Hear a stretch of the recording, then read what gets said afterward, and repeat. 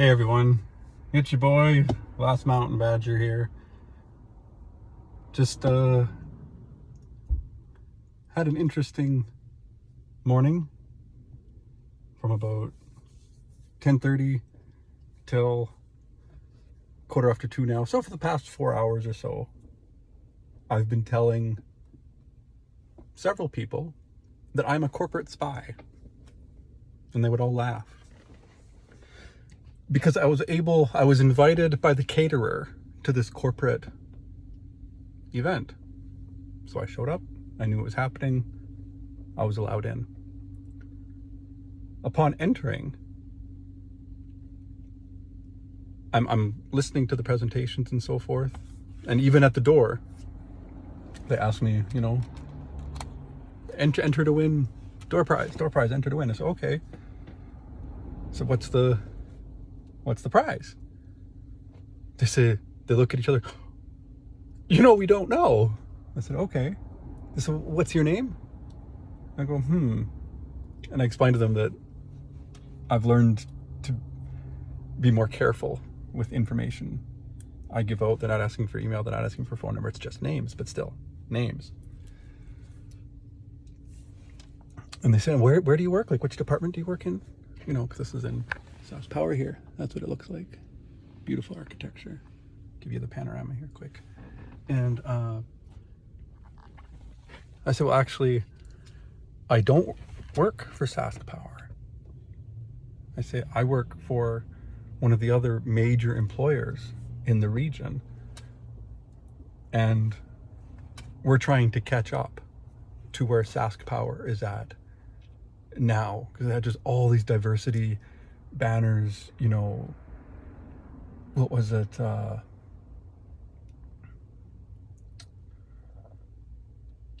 Culture, and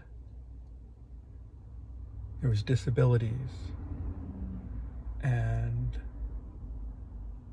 women and gender. And there's about the banners behind these women. There was about 7 different banners, each with their own distinct cause. First Nations or Indigenous, and 7 of them. I said, wow. I said, my employer, we're okay at this stuff. We're okay. We're not terrible, but at the same time, we're not where SaskPower's at. And I could tell right then and there, this is going to be a special time. And sure enough, and through great luck, for lack of a better term, I was able to record the audio of it the whole time. I haven't listened to the audio yet, but I think there'll be some really good parts. It was phenomenal. Got to hear the talking drum from Nigeria and West Africa. 3 notes, do, re, mi, but it can say any language. It can talk in any language. Do, re, mi. Just fascinating subtleties to those notes. I actually got to say hi and catch up, reintroduce myself to the previous employer. He was the boss's boss's boss, so to speak. He was the Deputy Minister of Advanced Education, Employment and Labor when I worked there. It was 2008. So when I worked there 15 and 16 years ago. But he walked by, bang, first and last named him, called him out. He stopped, turned around, and we started talking. And it went from there, It just felt so easy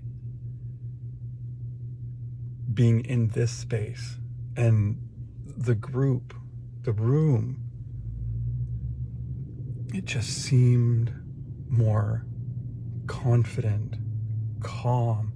The tension I'm accustomed to feeling and sensing, not just my own tension, but perceiving from other people, from the politics, right? At my current employer, it wasn't in that room.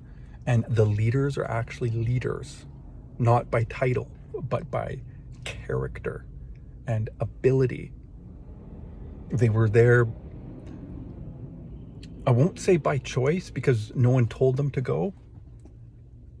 They were there for themselves because this is a cause that they genuinely believed in. No one had to hustle them. No one had to say, oh, well, yeah, which is what I'm accustomed to. And they stayed for the whole day, not just for that little time they give a speech, but they were their whole time. And when there was the, after some of the Indian dancing, what was her name?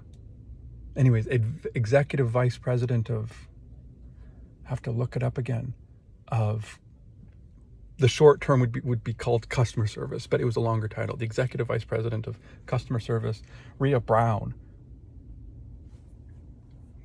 Doesn't faze her. No one else is doing it. She gets up out of her chair after the presentation and gives them a standing ovation. No one else follows her suit. I was already standing. But she did it. I'm not used to seeing people with power and authority being leaders in the workplace from my current employer. Every other employer that has been the case, but this one's political. So I met two people, and it was not my intent to seek out employment here, not in the slightest. Rakesh invited me because he's catering for the event. I had nothing else to do, and it would get me out and about into the city here, get to support him, be his friend, and just, he invited me, so I knew that was important, not just for me to be here, but I knew it was important for him. So I didn't make the commitment to him, but I made the commitment to myself. And it was amazing. It was amazing. And him and I got to talk a little bit more as old men, right? We started talking about the future and strategy and choices that parents make for the long term. We're talking 25 years into the future, 50 years into the future, that what choices can we make today that will set up our children 25 and 50 years from now. And he asked for my advice for Caviance. And it feels so validating when he does that.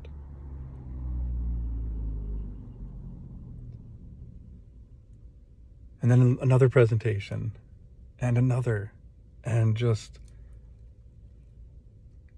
naturally this wouldn't be like,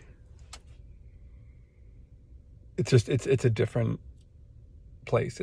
It's a company focused on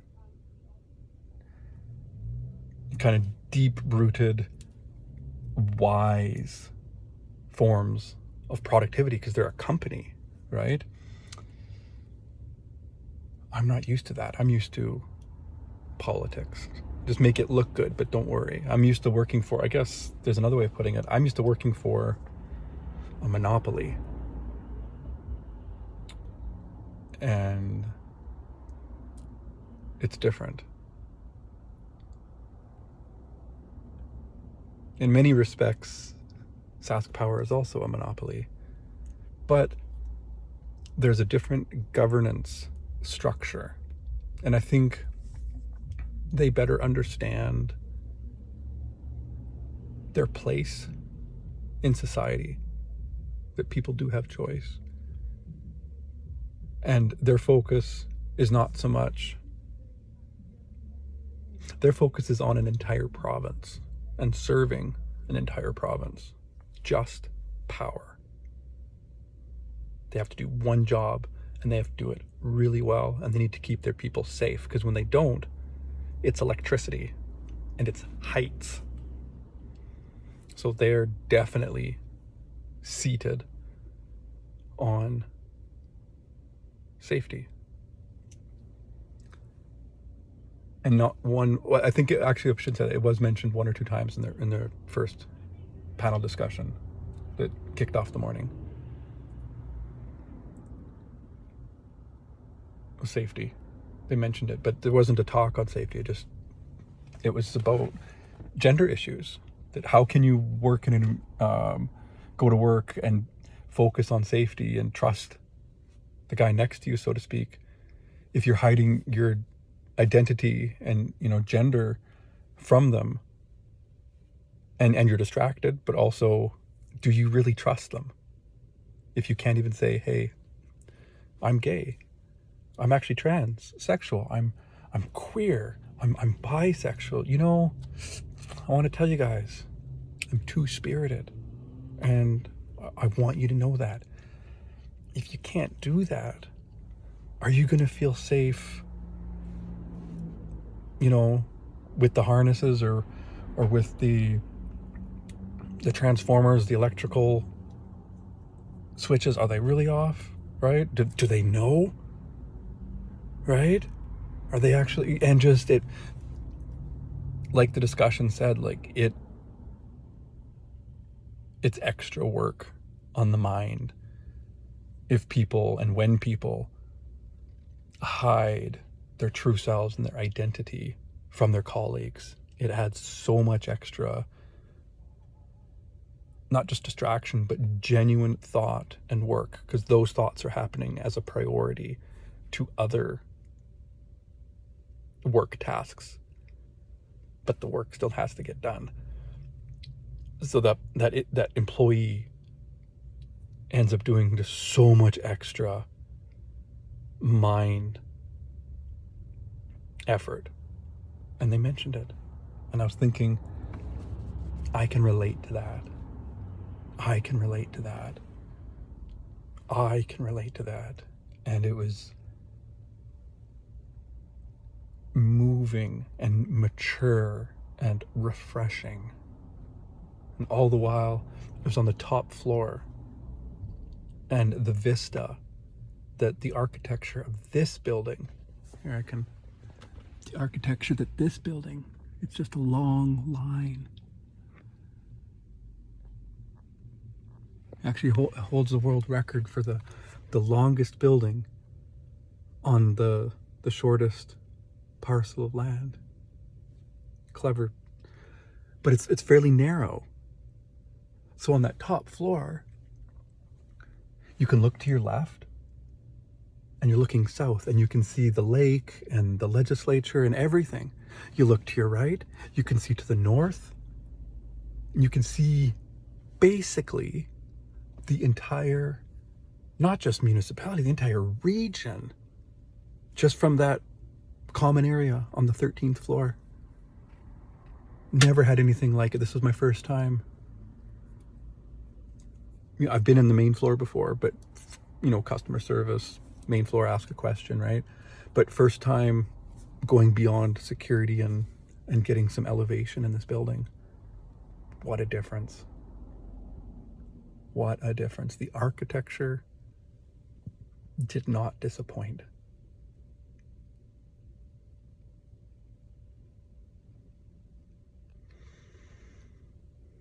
Ça, c'est tout pour maintenant. La prochaine fois, oui. Oh, yeah. No, well.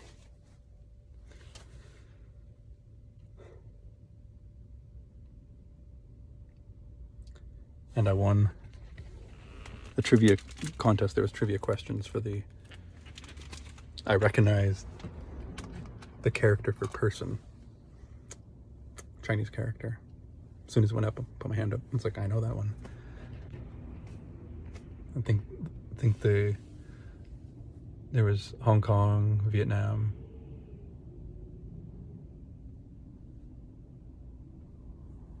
China, and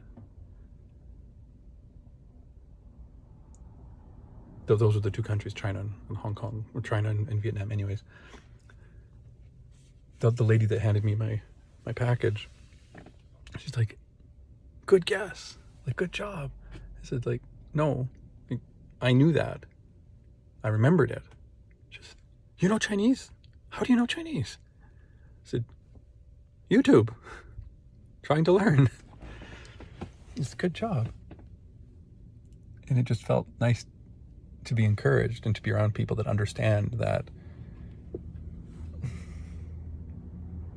in this company, you know, a white guy learning Chinese in his spare time or wanting to learn Chinese and trying is not unique. It's a good job.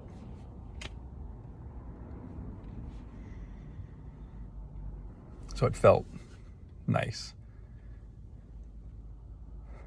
I also met, his official title, well, he first introduced himself as being the supervisor of logistics, or he works in logistics, and the supervisor of logistics.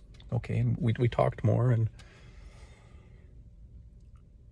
when I was recording his information, like, okay, what is actually your name? Writing it down.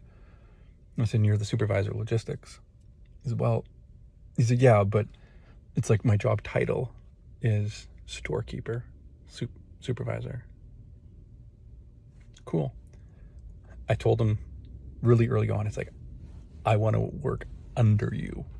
I said, please, I have been reporting to managers for nearly 10 years. I want to go back. I don't like reporting directly to managers. I like reporting to supervisors. And he smiled and he listened. And with this man's job in logistics and as a store keeper for the parts, basically, for electrical parts, all transformers, all that across the province, it's like more than 70 locations, and he gets to travel all across the province. He says, I said, how far north? He says, yeah, Lake Athabasca, right? That's the north end of the province. Think about it. Every dam, every power plant, every windmill farm, every solar farm, right? Those need to be maintained. The maintenance yard needs parts for their equipment as well, parts for their power generation, but also parts for the lawnmowers and everything that, okay? And it's this guy, Kuiper, that he gets permission, he gets paid. Imagine that. He gets paid to travel all around the province, do an audit of, okay, are your shelves neat? Are you storing, chemicals far enough away from the other chemicals? And do you have enough inventory of the right types? And are you rotating stock? Are you keeping proper records of inventory? Is your shop neat, tidy, and safe? Right? Just from a storekeep perspective.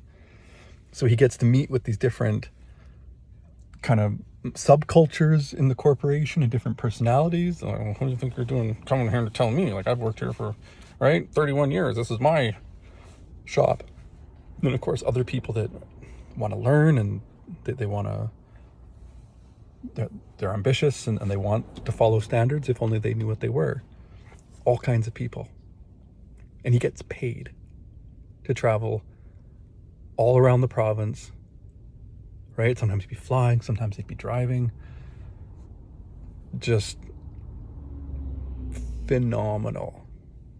And I was telling, when I learned using logistics, I was talking to him for very few minutes. I said, like, you're a supervisor of logistics? He's like, yep. I said, I studied geography and economics at the University of Regina. You're the supervisor of economics or of logistics? I said, yeah. I said, I want to report to you. I want to work under you. And he just listened and we talked, and even corresponding like that seemed natural in this company where people can be so open and say, like, that's where I'd like to be. Not because I want the money, but because that's the type of work that speaks to me. That's the type of knowledge I want. That's the type of responsibility that would seem effortless and fun to me, engaging, inspiring, motivating. It would be work, but it wouldn't be a hardship. It wouldn't be a struggle. It wouldn't be drudgery if that was my responsibility. And of course I said none of this. I get to say it to you now. The other thought I had when I met and reintroduced myself to, remember I used to work with him and we talked for a bit. And I first and last named him. I won't say his name because he's really high up there and it's political. But I was telling my friends afterwards that I want to be his attaché. I want to be attached to him. Wherever he goes, I want to be there. I want to be more than just his assistant. Attaché, that's an old word for the princes and the generals. They would have an attaché. At times it would serve as a bodyguard. That's not what I meant so much, but I want to be his understudy. I want to learn from him. Okay, now what does he get in return? Well, he learned I'm a different sort, and I can definitely hold my own with a political mind, with some grace, poise, and resolve. But he also learned that I'm a map maker, not with computers, but with paper. So what he also gets from me is every once in a while when he's having a meeting with, local communities for public consultation, right, with the nuclear or wind power, and he needs to go in as the CEO, maybe put out a fire, so to speak. When he's meeting with politicians, or when he's meeting with other big CEO companies, right, we're going to build another steel plant, or we're going to put in another car plant, or Tesla's going to build here, right? If he's meeting with Elon Musk, he might just want his map maker in the room with him so he could quickly explain to the Elon Musks, or I'll still reference them, the Steve Jobs, rest in peace, or the Bill Gates. This is actually, hey Badgie, why don't you just draw me a map a bit about what our power infrastructure looks like? Sketch. Here you go, sir. They don't have to pull it up on their phones. Everything fits on a neat piece of paper. They don't have to scroll. They don't have to, oh, what is this? They don't have to, right? And it can happen anywhere, in an elevator, in the back of a cab, on the way to the airport, while we're flying, because you got to turn your cell phones off when you fly, airplane mode, right? No big deal. Communication continues because we can do it on paper. That's what he gets from me. And of course I get everything else. I get to understudy this titan.